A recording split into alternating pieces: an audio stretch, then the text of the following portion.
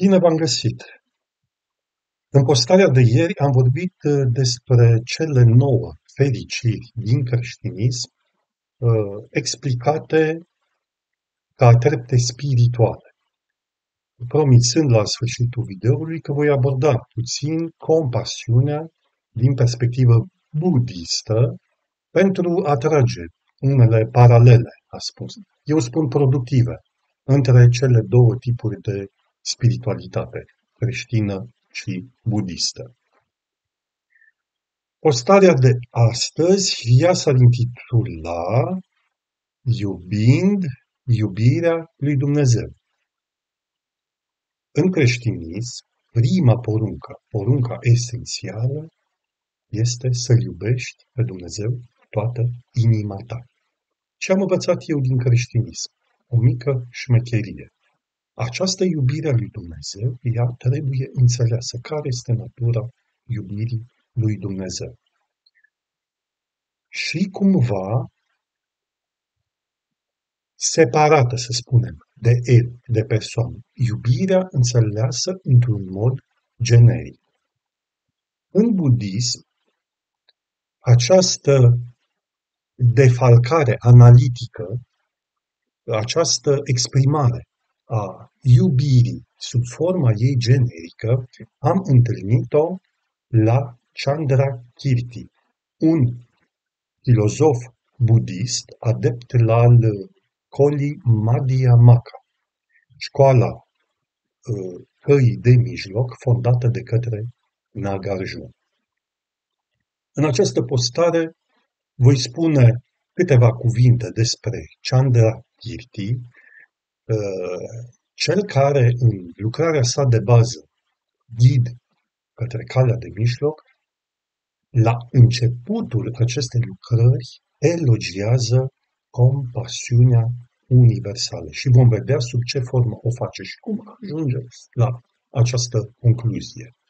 Deci, în creștinism, plânsul creștin, în postarea anterioară am spus că este a doua etapă, a doua treaptă. Prima este sărăcia în duh, ferice de cei săraci în duh, iar cea de-a doua este fericiți de cei ce plâng, căci aceia vor fi mângâiați.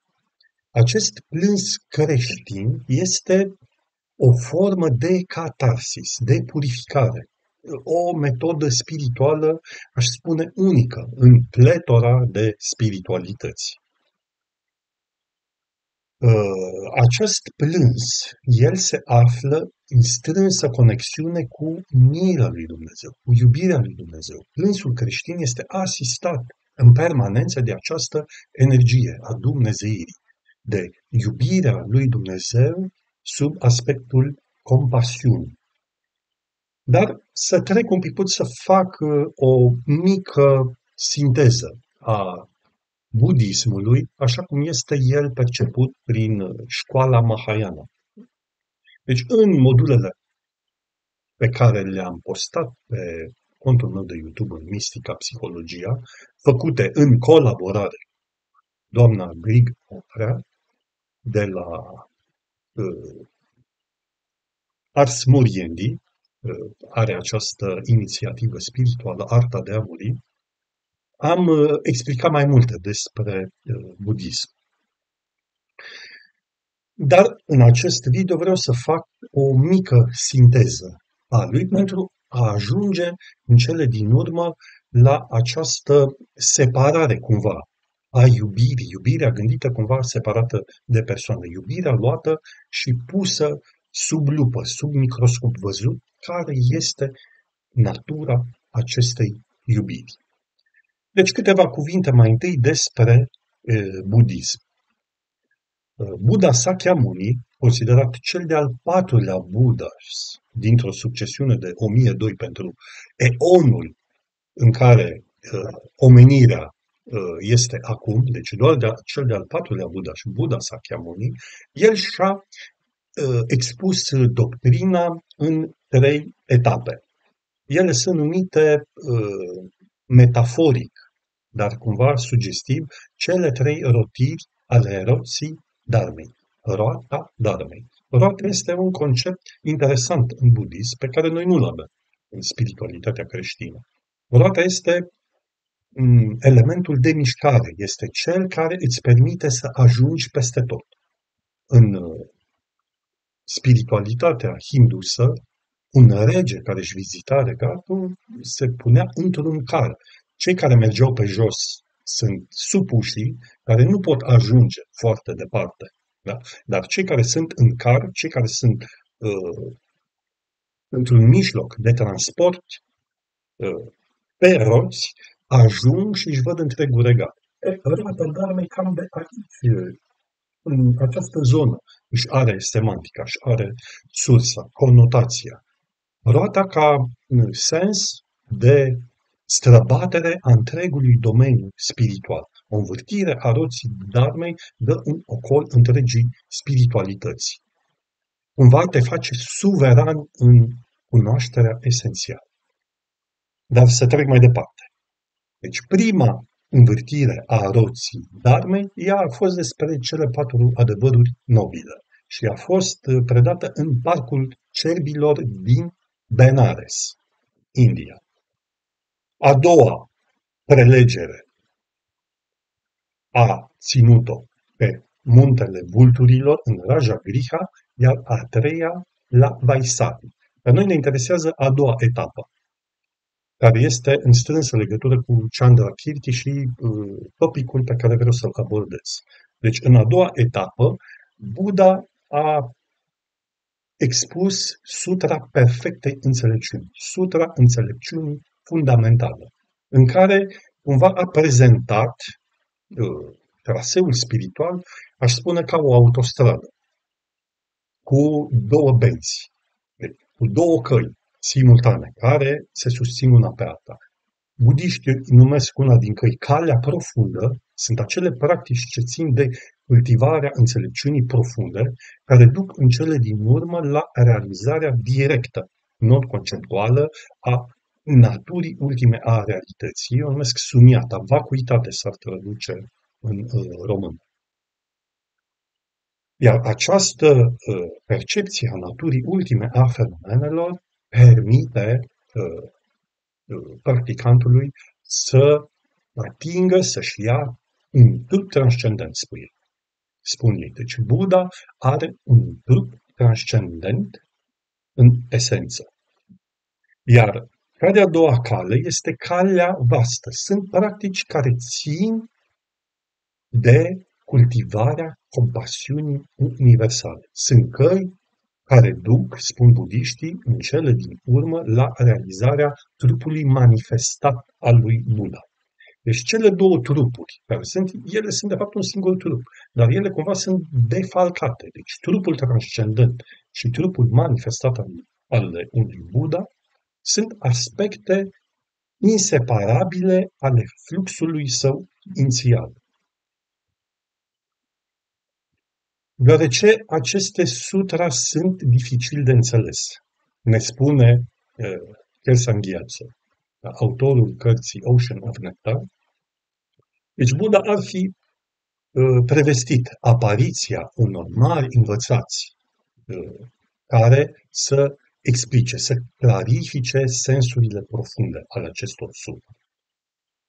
Deci, aproximativ la 500 de ani de la moartea lui Buddha, a apărut filozoful budist Nagarjuna, cel care a pus fundamentele căii de mijloc, care a explicat o suită de raționamente prin care a demonstrat că natura realității noastre este doar o manifestare de interdependență. Este realizarea naturii ultime a realității, a sumiatei, a vacuității, prin înțelegerea acestei naturi, i-aș spune, o natură a unor interdependențe de reflexii.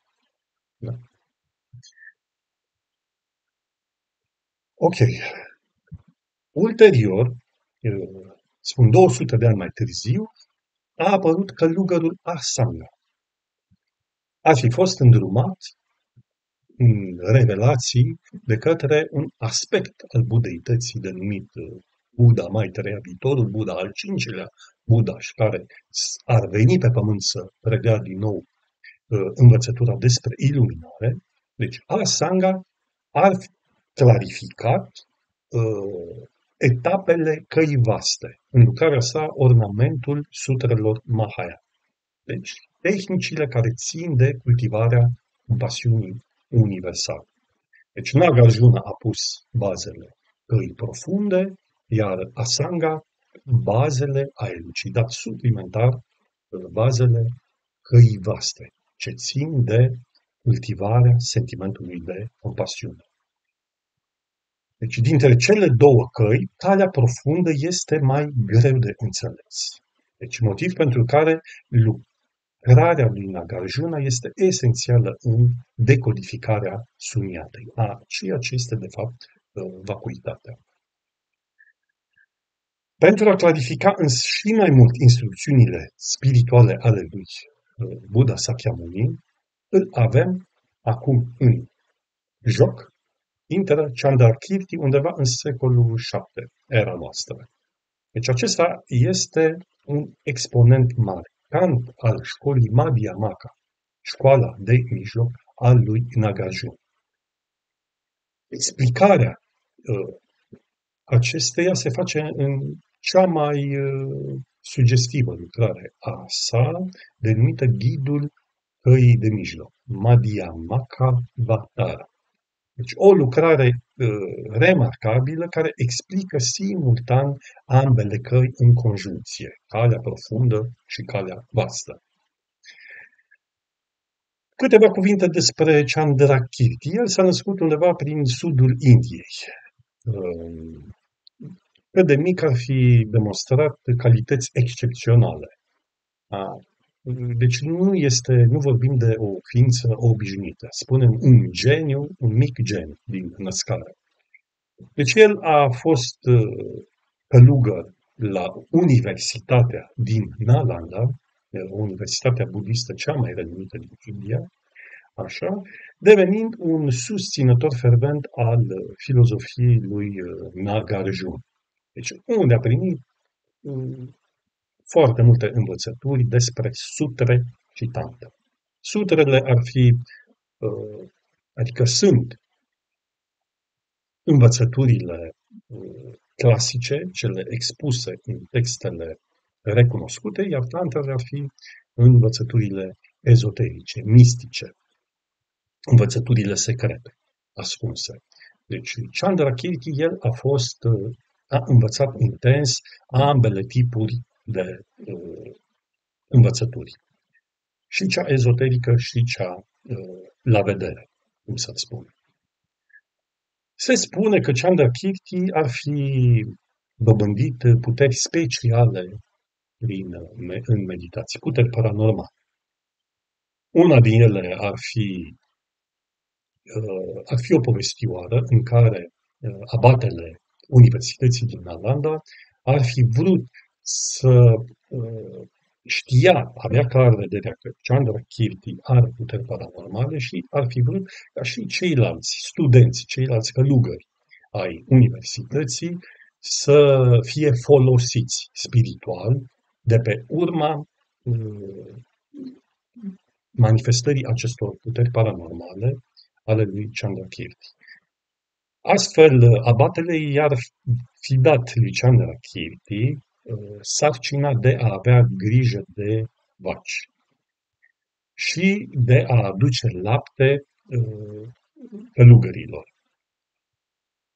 Însă Chandrakirti ce face? Lasă vacile păpajiște, nu le strânge, toată lumea vedeau că sunt libere, nu sunt aduse spre mulți, dar Chandrakirti totuși furniza lapte din abundență universității, studenților. Unii dintre studenți s-au dus și au văzut, deci cum este posibil ca Chandrakirti să aducă tot timpul lapte și el să nu aibă grijă de de vaci. Se spune că a tras cu ochiul și, de fapt, cum era obținut laptele pe care Chandrakirti îl furniza călugărilor. Avea un desen făcut pe un perete în care era o vacă, iar pur și simplu din acel desen ar fi umplut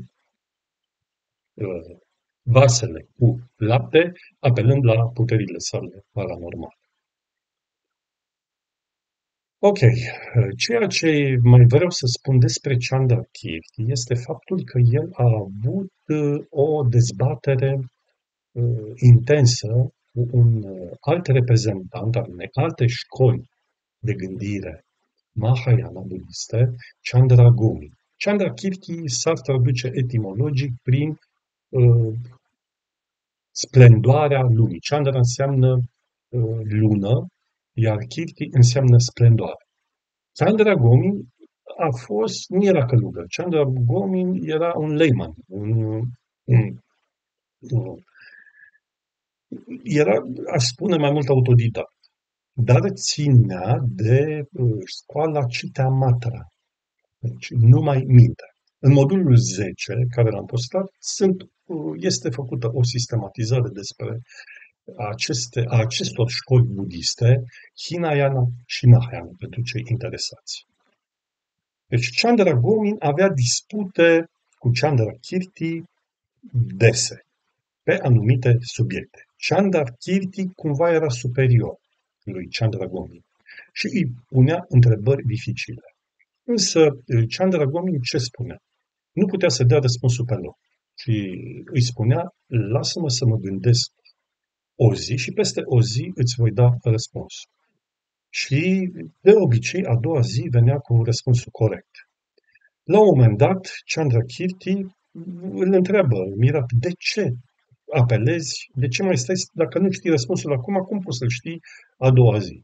Și atunci Chandra Gomin îi replică, îi spune, păi mă duc, îl întreb pe Bodhisattva Avalokiteshvara și el îmi dă răspunsul și ți-l dă. Nu-i bine să creadă lui Chandrakirti, se duce tot așa pe furiș și îl trage cu ochiul în momentul în care Chandra Gomin, în camera sa, în locuința sa, îl invocă pe Bodhisattva Avalokiteshvara și vede și el manifestarea lui Avalokiteshvara care îi dădea răspunsul lui Chandra Gomin. Impresionat puternic de această legătură strânsă între Chandra Gomin și Avalokiteshvara, această putere paranormală, putem spune, pe care o avea Chandra Gomin, Chandrakirti recurge și el la tot setul de instrucțiuni de purificare spiritului pentru a avea și el capacitatea să-l invoce pe Bodhisattva Avalokiteshvara. Bodhisattva Avalokiteshvara este Bodhisattva compasiunii universale. Aval înseamnă privi în jos, ascultă Avalokiteshvara. Cel care ascultă apleacă urechea la vaietul, la, cum să zic eu, la strigătul de durere a lumii. Ascultă suferința fiecărei ființe. Aceasta este o fațetă a budeității care este venerată în budismul Mahayana. Deci Chandrakirti, urmând instrucțiunile respective, reușește și el să-l manifeste pe Avalokiteshvara și foarte fericit de această realizare a lui, se spune că a ieșit din mănăstire și a spus lui Avalokiteshvara să stea pe umărul său, să se ducă în satul din apropiere, ca toți sătenii să-l vadă în strălucirea și splendoarea lui și să-i dea slavă. Avalokiteshvara îi spune însă, nimeni nu mă va vedea, pentru că doar tu poți să mă vezi. În fine, Chandrakirti nu-l ascultă, fiind foarte fericit, se duce, se plimbă prin sat, însă doar două persoane reușesc să vadă pe Avalokiteshvara, ci că o persoană cu mari obscurități karmice, care de fapt vede că purta cadavrul unui câine, privirea este deformată celor care au încărcătură karmică negativă puternică. O singură femeie care avea un strop de puritate în continuul său spiritual, vede doar piciorul lui Avalokiteshvara. Și se spune că acea femeie ulterior a dezvoltat facultăți de concentrare superioare, primind un fel de binecuvântare din această viziune. Da. Ok, ar mai fi și o altă minune pe care ar fi făcut-o Chandrakirti, aceea de a aduce la viață un leu de piatră și a salva comunitatea din jurul mănăstirii de un atac barbar. Ok. Nu insist pe biografia lui Chandrakirti, ci să ne întoarcem la lucrarea sa de bază. Lucrarea sa de bază poartă denumirea, cum am spus, Madhya Makavatara, ghid pe calea de mijloc, un comentariu practic la lucrarea lui Nagarjuna, înțelepciunea fundamentală a căii de mijloc, dar în conjuncție cu dezvoltarea și revelarea căii vaste a acestei interdependențe între iubirea sub formă compasiunii și aspectul transcendent al realității, chiar aspectul transcendent al iubirii. Aici este de reținut. Deci, în lucrarea sa, în Madhya Makavatara, ea începe cu un elogiu adresat lui Bodhisattva Manjusri. Acesta reprezintă, este antropomorfizarea aspectului înțelepciunii ultime, a înțelegerii esenței realității. Este Buddha înțelepciunii Manjusri. Și atunci, orice autor de scrieri budiste este tradițional. Se aduce mai întâi elogiul unui anumit aspect al budeității. În cazul de față, fiind vorba despre analiza înțelepciunii ultime, a înțelepciunii transcendentale, se aduce omagiu lui Bodhisattva Manjusri. Bodhisattva Manjusri, el este descris ca fiind blând sau tânăr. Tânărul lui Manjusri, youthful, este termenul care îl descrie pe Manjusri, în sensul în care înțelepciunea fundamentală, această transcendență, ea este tot timpul proaspătă. De acolo începe practic manifestarea de aceste tânăr, inocentului Manjusri. Ok. În prima parte a elogiului, ce este important de subliniat, Chandrakirti expune un raționament prin care el explică cauzalitatea nivelurilor de emancipare spirituală. Acestea, în budism, ele sunt clasificate în trei, în budismul Mahayana. Deci ar fi Buddha și mici Shravaka, care obțin doar acel extaz al eliberării, al purității și eliberării, dar care nu manifestă această iubire universală solară, ei pur și simplu trăiesc un extaz al purității, al curăției interioare, al unei libertăți absolute, dar nu manifestă radiația solară a iubirii. Ei sunt numiți Buddha și mici și mijlocii. Însă acești Buddha și mici și mijlocii, ne spune Chandrakirti, ei apar, este posibilă apariția lor din oameni normali, urmând instrucțiunile omnipotenților, ale budașilor, ale celor care au ajuns la desăvârșire. Ei ascultă, pun în practică aceste instrucțiuni, se purifică gradual și ating acest nivel de spiritualitate, de eliberare, de iluminare mică, cum spune Mahayana. Poetic, Chandrakirti spune în acest elogiu faptul că Buddha și mici și mijlocii se nasc din cei omnipotenți, din vorbele celor omnipotenți. Dar cum se nasc cei omnipotenți? Întreabă Chandrakirti. Cei omnipotenți, Buddha și cei care au iluminarea completă, cu iubirea solară adusă la perfecțiune, aceștia se nasc din Bodhisattva. Bodhisattva sunt ființele spirituale care cultivă iubirea intens. Și nu doar iubirea de spiritualitate, iubirea de oameni, iubirea în forma compasiunii pentru toate ființele fără excepție. Meditațiile asupra iubirii pline de compasiune sunt extrem de elaborate în budism, pentru că ele vizează toate tărâmurile, și tărâmurile celeste prinse în samsara, cât și tărâmurile animale, tărâmurile infernale, tărâmurile fantomatice și așa mai departe. Deci, practic, o puzderie de lumi, o infinitate de lumi care sunt vinse în cauzalitate. Un bodhisattva le atinge pe toate în contemplația lui, în actul dezvoltării iubirii universale sub forma compasiunii. Deci, cei omnipotenți, așa cum sunt intitulați Buddha, și se nasc din Bodhisattva. Însă, din ce se nasc Bodhisattva? Bodhisattva se nasc tocmai din iubirea plină de compasiune. Ei se nasc din iubirea plină de compasiune.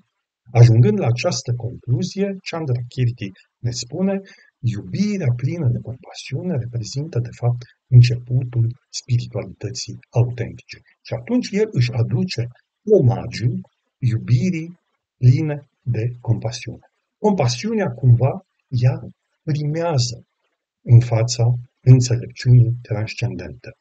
Cele două, oricum, nu pot fi dezvoltate decât în conjuncție. Din punct de vedere didactic, metodic, compasiunea trebuie dezvoltată înaintea înțelepciunii transcendente. Este foarte periculos să dezvolți înțelepciunea transcendentă înaintea compasiunii. Pentru că ea cumva, transcendența, ea este un efect al dezvoltării al dezvoltării iubirii în suflet.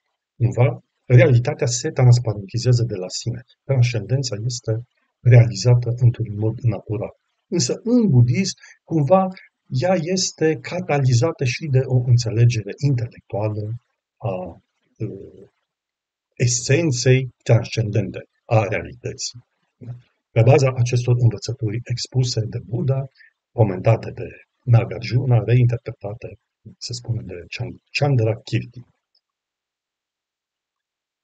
Deci, omagiul pe care îl aduce, de fapt, Chandrakirti în lucrarea sa Madhyamakavatara, ghid către calea de mijloc, este un omagiu adus compasiunii universale.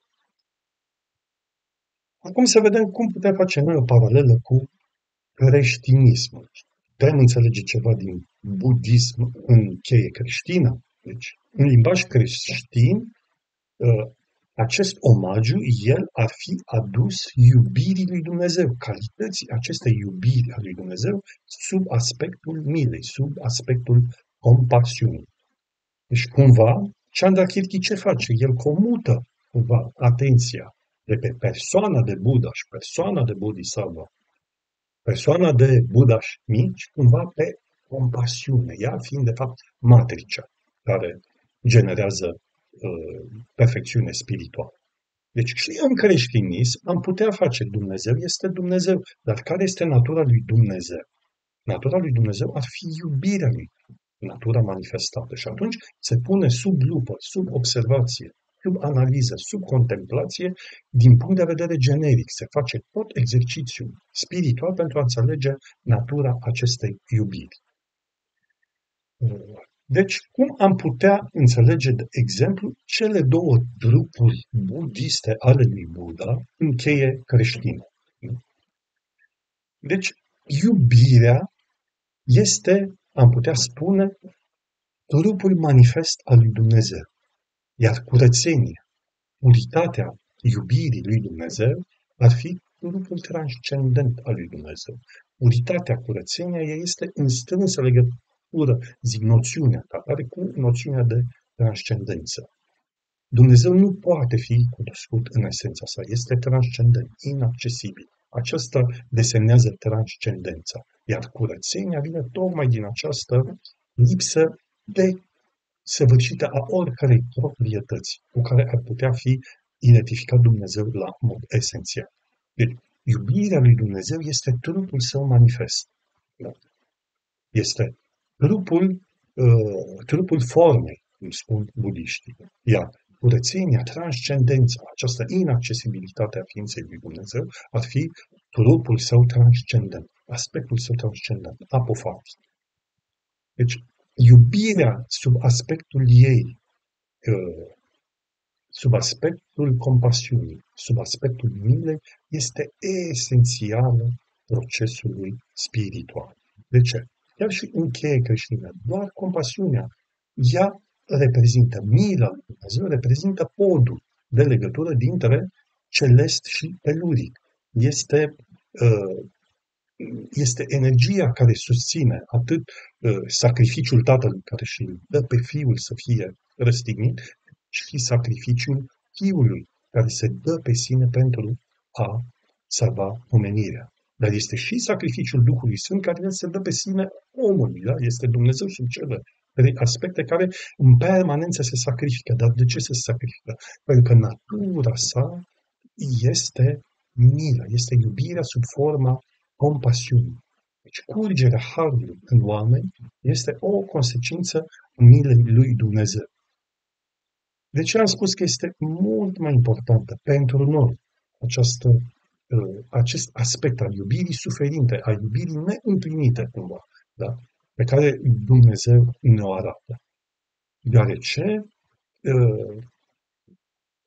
aceasta ne salvează, ne asistă în actul spiritual. Fața pe care Dumnezeu o arată îngerilor este una extatică, nu este sub forma compasiunii. Acolo este o iubire plenară, o iubire a bucuriei și veseliei veșnice. Dar fața iubirii pe care Dumnezeu o arată oamenilor este o iubire sub forma compasiunii care ea se dăruie, care umple omul și îl ajută să evolueze spiritual. Ea este fața iubirii care salvează. Este Dumnezeu care se dă pe sine omul întreg, își dă întreg trupul manifestat, spunem. Dar odată cu el își dă și trupul transcendent. Pentru că cele două, de fapt, sunt inseparabile. Mulțumesc mult!